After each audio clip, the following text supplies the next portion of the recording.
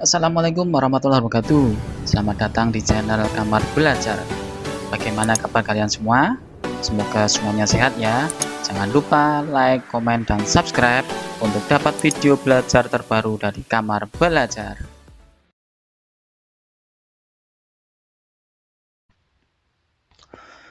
Masih melanjutkan buku SDMI kelas 2 tema 1 yaitu hidup rukun. Setelah sebelumnya Kamar Belajar membahas sampai halaman 10, kita lanjutkan ke halaman berikutnya. Masuk di halaman 11 yaitu pembelajaran 2. Di sini ada buku bersambulkan Garuda Pancasila. Ini ayo mengamati. Garuda Pancasila adalah lambang negara Indonesia. Burung Garuda besar gagah perkasa. Lihatlah perisainya. Perisai itu memuat simbol dari sila-sila pada Pancasila. Pancasila adalah dasar negara kita. Seharusnya ketika melakukan upacara tiap hari Senin pasti dibacakan Pancasila ini, tapi karena pandemi dan belum juga ada pembelajaran tatap muka, mungkin murid-murid sekarang jarang sekali mendengarkan Pancasila itu. Lanjut ke halaman 12.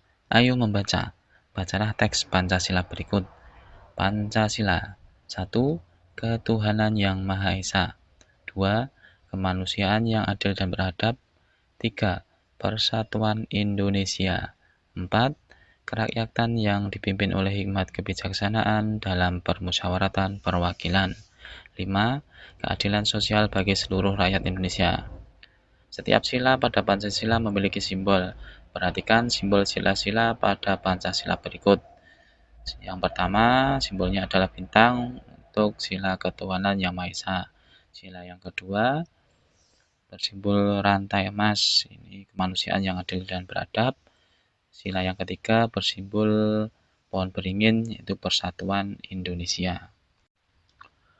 Untuk sila keempat, lanjut ke halaman 13, yaitu bersimbol kepala banteng dengan bunyi kerakyatan yang dipimpin oleh hikmat kebijaksanaan dalam permusyawaratan perwakilan.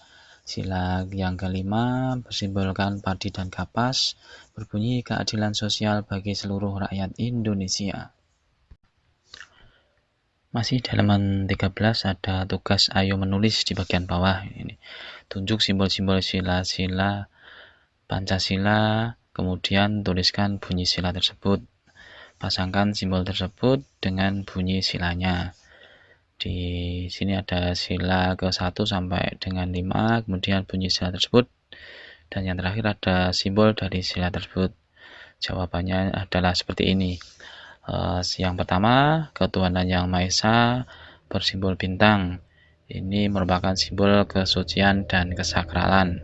Yang kedua, sila kedua, kemanusiaan yang adil dan beradab, simbolnya rantai emas. Simbol ini memiliki makna bahwa kehidupan manusia yang turun-temurun dan adanya saling keterkaitan antara manusia. Sila yang ketiga yaitu persatuan Indonesia bersimbol pohon beringin. Simbol ini dijadikan simbol kekuatan dan perlindungan sesuai jiwa sila ketiga Pancasila. Sila yang keempat, kerakyatan yang dipimpin oleh kebijaksanaan dalam permusyawaratan perwakilan dengan simbol kepala banteng. Simbol ini digunakan sebagai simbol kebesaran pada masa perjuangan melawan penjajah. Simbol ini juga telah digunakan untuk meningkatkan semangat juang dan mencapai kemerdekaan. Sila yang kelima adalah keadilan sosial bagi seluruh rakyat Indonesia dengan simbol padi dan kapas. Padi melambangkan kondisi kecukupan makanan dan kapas melambangkan kondisi kecukupan pakaian. Simbol ini bermakna sebagai perwujudan bangsa Indonesia untuk mencapai kehidupan masyarakat Indonesia yang adil, makmur, dan sejahtera. Untuk penunjukan simbol bisa digambar simbolnya sesuai dengan contoh di atas, bisa ditulis kata-katanya, misalnya ditulis bintang emas, ataupun juga kita bisa juga memberikan garis yang menghubungkan antara simbol di atas dengan kolom-kolom di bawahnya. Lanjut ke halaman 14. Ayo mengamati. Amatilah gambar di bawah ini. Menurut pendapatmu, pengalaman sila keberapakah yang ditunjukkan oleh gambar ini? Jadi di sini ada 6 gambar, yaitu dari yang paling atas ini ada gambar orang sholat berjamaah, ada gambar orang yang berdoa sebelum makan, keluarga yang sedang berangkat ke gereja, kemudian ada orang yang beribadah di pura, kemudian ada orang yang beribadah di biara, dan ada orang yang beribadah di kelenteng. Nah, jadi ini 6 gambar yang mencerminkan beribadah sesuai dengan agama masing-masing. Jadi sila yang tepat untuk gambar tersebut adalah sila yang pertama, yaitu ketuhanan yang Maha Esa. Di bagian bawah, apakah kamu selalu beribadah bersama keluargamu? Ceritakan secara lisan tentang pengalamanmu ketika beribadah bersama keluarga. Silahkan diceritakan secara lisan dengan didampingi oleh orang tua masing-masing. Lanjut ke halaman 15. Ayo berdiskusi. Kita sudah mempelajari ungkapan di halaman sebelumnya. Tunjukkan mana yang termasuk ungkapan pada percakapan berikut. Silahkan dibaca percakapan antara Udin dan Mutiara ini, dan beberapa ungkapan yang ditemukan dalam percakapan ini yaitu kutu buku, kemudian ada bintang lapangan, dan rendah hati, besar kepala. Itu beberapa ungkapan yang terdapat di percakapan tersebut. Lanjutkan di halaman 16. Diskusikan dengan temanmu mengenai pertanyaan berikut. Yang pertama adalah apa arti ungkapan tersebut?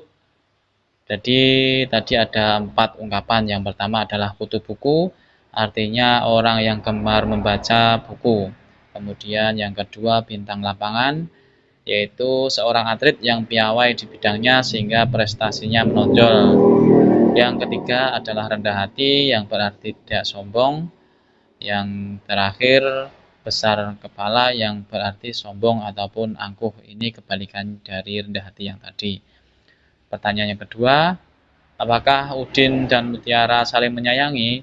Dari percakapan yang kita baca di halaman sebelumnya terlihat bahwa Udin dan Mutiara saling menyayangi. Yang nomor 3, bagian percakapan manakah yang menunjukkan mereka saling menyayangi? Ketika Mutiara meminjamkan bukunya kepada adiknya Udin, itu ada di percakapan yang terakhir. Itu menunjukkan bahwa Mutiara dan Udin saling menyayangi. Lanjut ke soal nomor 4 di halaman 17, yaitu pengalaman sila keberapakah yang ditunjukkan oleh Udin dan Mutiara. Percakapan antara Udin dan Mutiara mengamalkan sila kedua Pancasila, yaitu kemanusiaan yang adil dan beradab, karena mereka menunjukkan sikap saling menyayangi. Lanjut ke pertanyaan nomor 5. Apakah kamu menyayangi kakak, adik, saudara, dan orang tua di rumah? Tentu saja kita harus menyayangi kakak, adik, saudara, dan orang tua di rumah kita. Yang keenam, tulislah contoh pengalamanmu yang menunjukkan kamu menyayangi kakak, adik, saudara, dan orang tuamu. Ini sebagai contoh saja, nanti bisa disesuaikan dengan pengalaman masing-masing. Saat adikku jatuh dan kakinya terluka, aku segera menolongnya dan mengobati lukanya. Di halaman bawah ini ada kegiatan bersama dengan teman sebangkumu, yaitu bermain peran. Silakan lakukan percakapan pada halaman 15 tadi dengan teman sebangkumu. Lanjut di halaman 18. Seseorang yang menjadi bintang lapangan sepak bola pasti rajin berlatih dan bermain. Berlatih dan bermain juga membuat badan sehat. Ayo berlatih. Perhatikan gambar berikut. Ada beberapa gambar di sini, mulai berjalan ke depan, sikap berjalan yang benar, berjalan ke belakang, berjalan ke samping, dan berjalan berkelompok dengan rapi. Silahkan praktekkan bersama teman-teman. Lanjut di halaman berikutnya, yaitu halaman 19, menirukan berbagai jenis hewan berjalan. Ada kucing, ada bebek, kemudian ada melakukan permainan menirukan hewan berjalan ini. Ini bisa dipandu orang tua ataupun guru.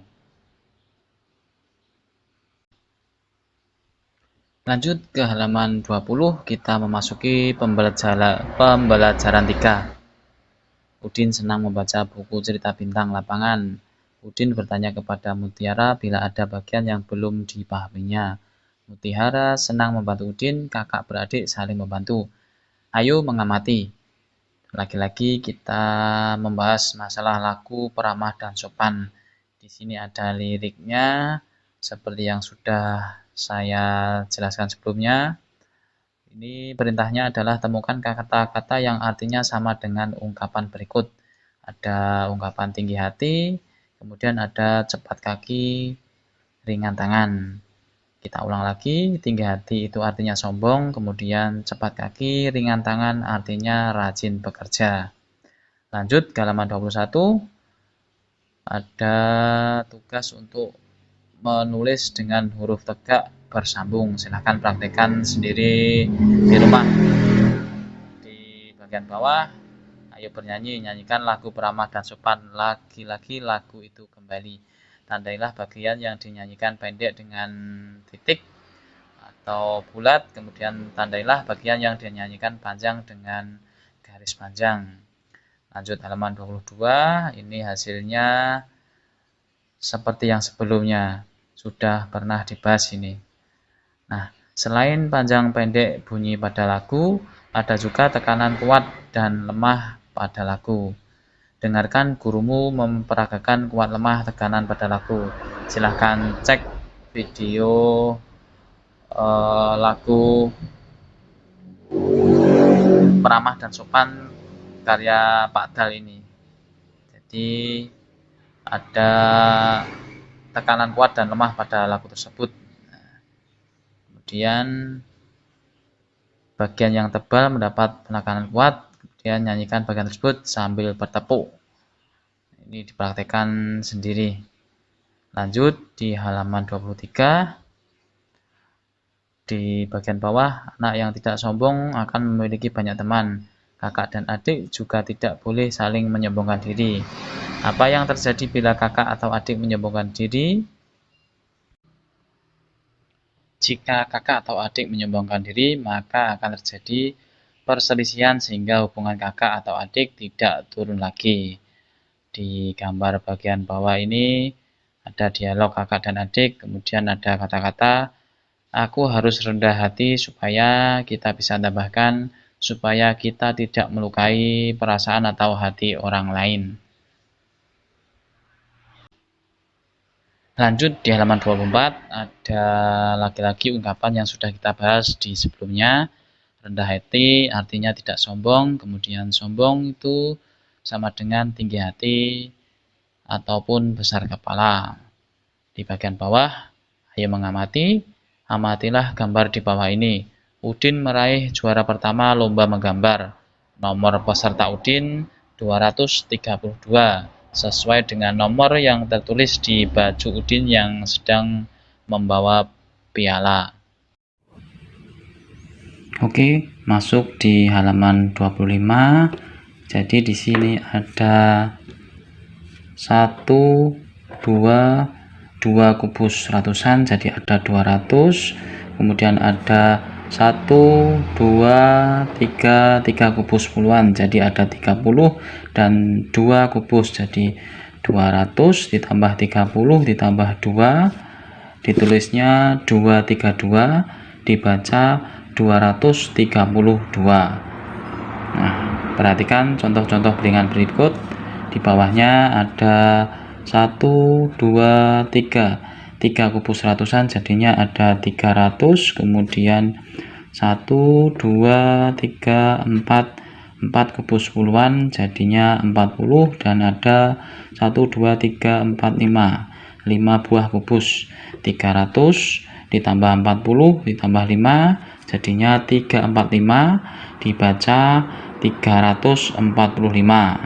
Dan yang terakhir ada 1, 2, 3, 4 buah kubus ratusan, jadi ada 400.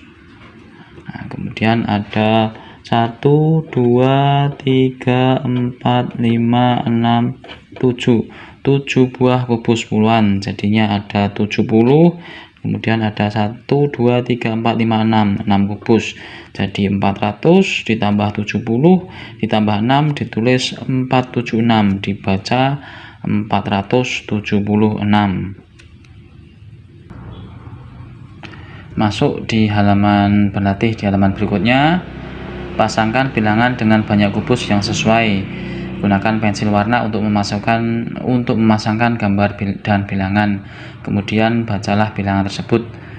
Mohon maaf, ini hanya ada satu spidol, jadi hanya pakai satu warna. Kita hitung dulu jumlah masing-masing kubus. Dari yang paling atas, dari kubus ratusan ini ada 1, 2,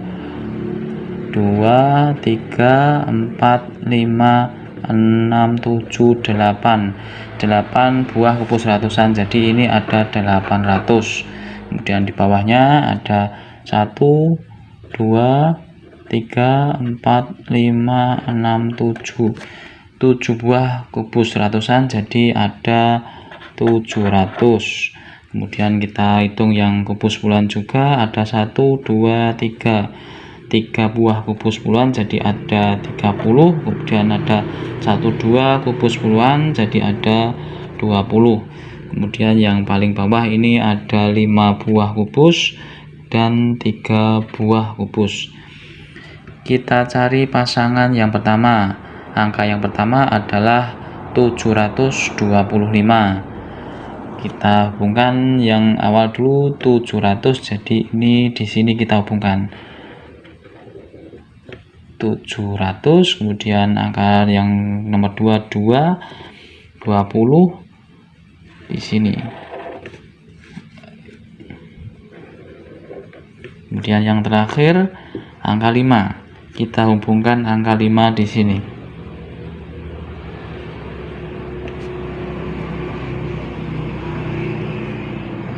Akan lebih bagus jika menggunakan penggaris.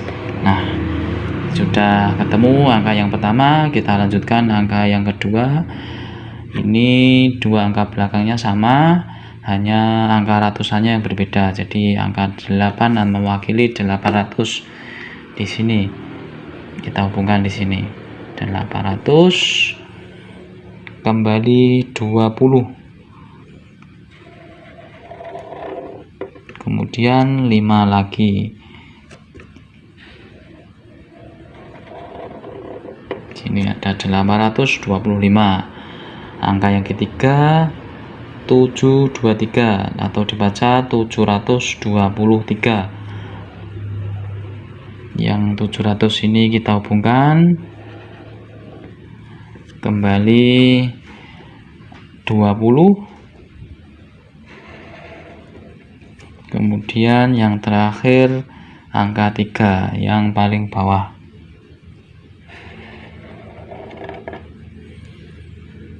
Dan tugas selanjutnya adalah membuat bilangan lain menggunakan banyak kubus yang ada.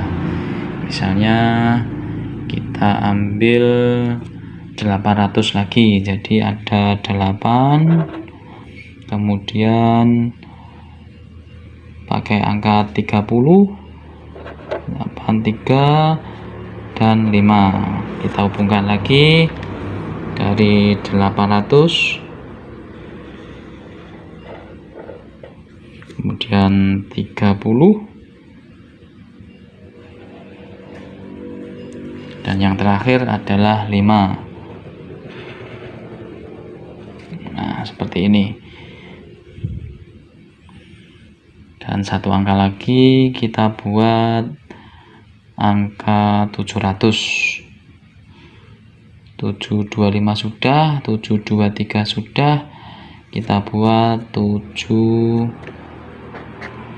kemudian 30-an lagi atau 30, 733. Nah, 700 kita hubungkan.